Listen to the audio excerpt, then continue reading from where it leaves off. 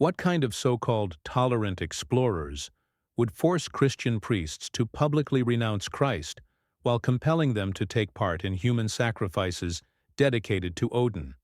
What kind of honorable warriors would devise specific rituals in which clergy members were crucified upside down on their own crosses, while Norse warriors urinated on sacred Christian symbols? What kind of respectful culture would create elaborate ceremonies in which priests were forced to burn their own Bibles before being slowly tortured to death as living offerings to the Norse gods? Now, imagine that your understanding of Vikings comes mainly from the Vikings series on the History Channel, or from movies like Thor and other modern portrayals. In these narratives, Norse warriors are shown as brave seafarers who explored distant lands with respect for diverse cultures and religions. You may have even believed they traded peacefully with Christian communities and gradually converted to Christianity by their own volition. Now imagine discovering that the true historical record of how Vikings treated priests and Christian symbols during their raids reveals a systematic campaign of anti-Christian terror so thorough, so intentionally constructed, that it functioned as a form of institutionalized religious warfare. The disturbing truth about what the Vikings did to Christian priests will destroy any idealized vision you may have held about these so-called tolerant explorers. And what I'm about to share here is not conjecture or myth. It is documented in surviving monastic chronicles, eyewitness accounts from escaped clergy, and Viking records that proudly describe the humiliation and desecration of Christian faith and icons. We are speaking of the Viking Age, spanning from the 8th to the 11th centuries, a time during which Scandinavian warriors did not perceive Christianity as merely a competing belief system, but as an existential threat to Norse identity itself. To the Vikings, Christian priests were not just clergy of a different faith. They were seen as agents of a foreign ideology that sought to dismantle the very foundations of Norse culture and spiritual tradition. When you envision religious conflict involving the Vikings, perhaps you picture theological debates or peaceful conversions. But the historical reality was a documented religious war in which Vikings developed sophisticated methods to humiliate, torture, and eradicate representatives of Christianity, all in ways designed to demonstrate the perceived superiority of their gods. Vikings did not attack priests out of random violence or for the sake of looting alone. They executed a calculated form of religious terror as an act of cultural resistance against what they saw as spiritual colonization, an assault that threatened to erase over 1,000 years of ancestral Nordic tradition. And the specific methods they developed for handling Christian priests reveal a disturbingly intelligent understanding of how to wield religious violence as a tool of cultural preservation. But that was only the beginning. What you are about to uncover regarding the anti-Christian rituals the Vikings created, the ways they turned Christian symbols into instruments of torture, the ceremonies built to humiliate priests, and the system of religious terror designed to function as divine propaganda, will make it clear that the Viking-Christian conflict was never about tolerance or theological disagreements. It was a full-scale cultural war, and the eradication of Christianity was seen as necessary to ensure the survival of the Norse soul. The Viking assault on the monastery of Lindisfarne in the year 793 marked the beginning of a systematic persecution of Christian clergy that would continue for 3 full centuries. The monk Alcuin of York recorded that the Vikings did not merely plunder gold and relics. They forced surviving monks to reject the weak Christ and take part in rituals where sacred relics were burned as offerings to Thor.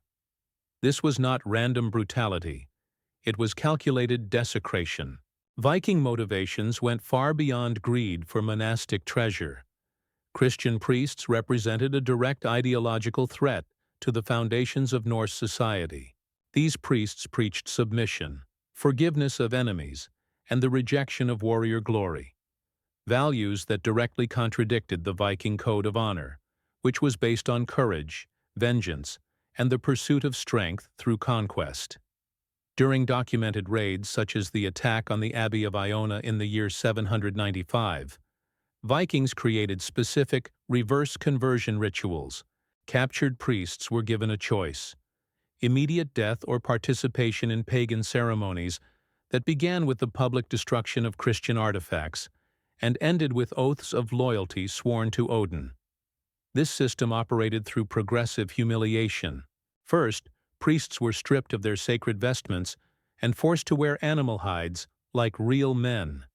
Then, they were compelled to drink mead and attend feasts where they were mocked for choosing unnatural celibacy over masculine pleasures honored by the gods.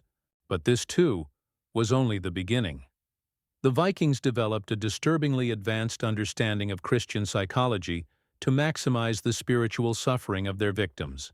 They understood that physical death was less traumatic for devout priests than spiritual apostasy. Therefore, they engineered situations in which clergy were forced to choose between saving the lives of fellow Christians or preserving the integrity of their faith. During the siege of Paris in the year 845, Ragnar Lothbrok captured 68 monks and offered to release them if the priests could demonstrate the power of Christ. He demanded that they pray for divine protection from Viking sacrifice. When the prayers failed and the executions proceeded, Ragnar used the moment as religious propaganda to convert local Christians to Norse paganism. The Norse concept of nid, ultimate dishonor, was applied directly to priests through rituals that forced them to violate their own vows. Clergy were compelled to kill, steal, lie, and participate in sexual acts, while Viking crowds jeered at their powerless god, who could not protect them.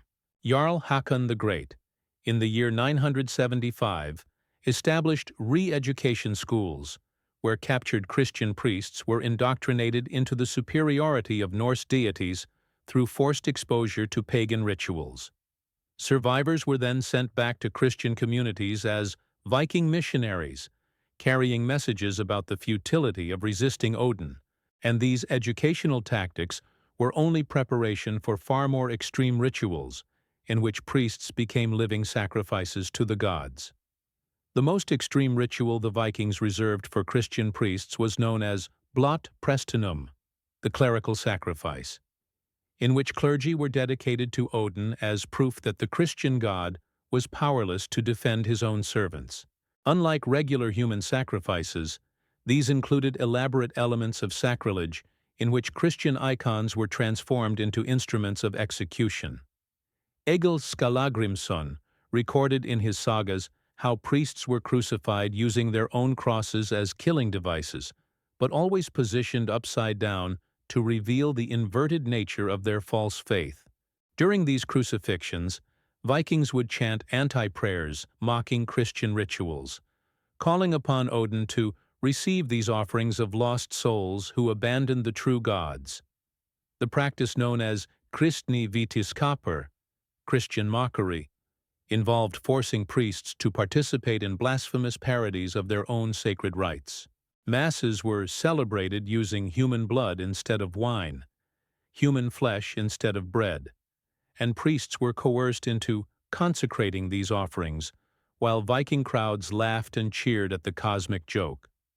During the campaigns of the Great Heathen Army between the years 865 and 878, led by Ragnar's sons, captured clergy were subjected to the ordeal of the gods, a forced showdown between Christ and Odin, where priests were tortured until their god saved them, or they died proving Christian impotence.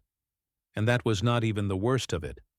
Some of the most horrific methods involved what was called conversion through pain, where priests were kept alive for weeks while gradually dismembered. Vikings offered to stop the mutilations at any time if the priest would pledge allegiance to Thor. It was spiritual blackmail, a tormenting choice between physical survival and spiritual integrity. Ivar the Boneless developed a ritual called the inverted sacred tree, in which priests were hung upside down from sacred Norse oaks for days on end, representing the complete inversion of the Christian tree of life. Survivors recalled how Vikings held night vigils beneath them, singing pagan hymns that mocked Christian psalms. The system even included Viking evangelism, where psychologically broken priests were forced to preach the superiority of Norse gods to Christian communities. These converts bore permanent marks, runes branded into their foreheads, serving as walking propaganda for Viking supremacy. Olaf Tryggvason, before his own conversion, pioneered iron baptisms, in which priests were rebaptized in frozen swamps using red-hot swords instead of water, washing away their Christian faith through agony and replacing it with true Norse wisdom.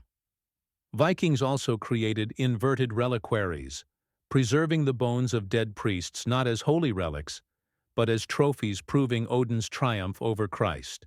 These bones were displayed in pagan temples as physical evidence of divine superiority. Yet all of these anti-Christian practices were merely tools within a much larger campaign, one that revealed how Vikings viewed Christianity not simply as a rival religion, but as an existential threat to the soul of Norse civilization. The disturbing truth of what the Vikings did to Christian priests goes far beyond isolated cultural violence or occasional religious hostility. What they created was Europe's first organized system of anti-Christian resistance, a campaign of religious terror so effective that it forced the Catholic Church to rethink its conversion strategies and laid the groundwork for centuries of holy war. Modern analysis of monastic records shows that between the years 793 and 1100, Vikings captured approximately 12,000 Christian clergy during their raids across Europe. Of those, only about 23% survived the forced conversions or managed to escape. This was not random violence. It was the systematic elimination of Christian leadership on a continental scale. Perhaps the most insidious element of the Viking campaign was their use of Christian methods against Christianity itself. They studied theology well enough to construct precise anti-rituals aimed at dismantling the psychological foundations of faith. Every blasphemy, every parody, every act of desecration was strategically designed to break not only bodies, but spiritual conviction. The Viking resistance proved so effective that it forced the Christian Church to fundamentally change its missionary strategy. In the year 1075, Pope Gregory VII issued the first official guidelines for conversion by force, authorizing violence against incorrigible pagans.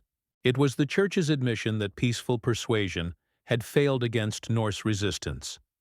When the forced Christianization of Scandinavia finally occurred between the years 950 and 1150, it did not happen through gradual acceptance. It was achieved through military campaigns that mirrored Viking methods of religious terror. Olaf II of Norway tortured Viking pagans using techniques copied directly from anti-Christian rituals devised centuries earlier. The concept of holy war that dominated the Crusades from the year 1095 to 1291 was rooted directly in precedents established during the Viking Christian conflict. The belief that infidels deserved physical elimination, that religious desecration justified extreme violence, and that God endorsed the torture of heretics came from those 3 centuries of Viking resistance. Specific methods the Vikings developed to humiliate priests were later adopted by the medieval Inquisition and used against heretics, Jews, and Muslims. The forced conversion, the use of sacred symbols as instruments of torture, and the parodying of sacred rituals all became tools of institutionalized Christian terror. The true Viking innovation was demonstrating that organized religious resistance could be more effective than passive submission in the face of a dominant spiritual empire. They proved that cultures under threat of extinction could survive by making the price of conversion so high that it no longer seemed worth it. The disturbing truth about what the Vikings did to Christian priests is that they created the most influential historical model of total religious war, a conflict so brutally effective that it shaped relations between Christianity and other religions for the next 1,000 years. And it continues to influence how societies respond to religious differences today, whether through modern religious terrorism that imitates Viking techniques or through forced conversion policies that echo Christian responses to Norse resistance. Modern religious violence has invented nothing new. It simply refines the techniques first developed when Vikings and Christians fought the first true holy war in European history.